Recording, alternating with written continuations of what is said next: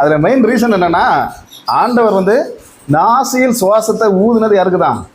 நமக்கிட்ட இருக்குது அவருடைய ஆவி. நான் எந்த நாய்க்கும் வந்து ஊதுனாரா?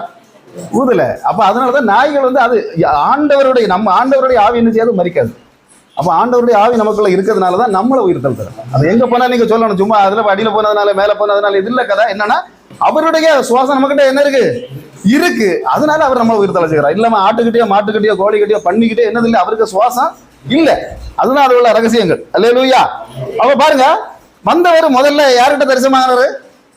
அந்த மகதலேன் மரியாள். அப்படிதான். இவ வந்து கொட்டாரத்துல இருந்து வந்தவளா இல்ல பெரிய கோட்டையில இருந்து வந்தவளா? எங்க இருந்து வந்தா? கலிலேயா பக்கத்துல ஒரு சின்ன கிராமம் மகதலேன் ஒரு சின்ன கிராமத்துல இருந்து வந்தவா. அல்லேலூயா. உனக்கு ஆண்டவர் உன்கிட்ட வரணும் அப்படின்னு சொன்னா உன்னுடைய டிகிரி தேவையில்லை, உன்னுடைய பர்சு தேவையில்லை, உன்னுடைய சர்டிபிகேட் தேவையில்லை. செதல் பிடிச்சு போகிற உன்னுடைய எந்த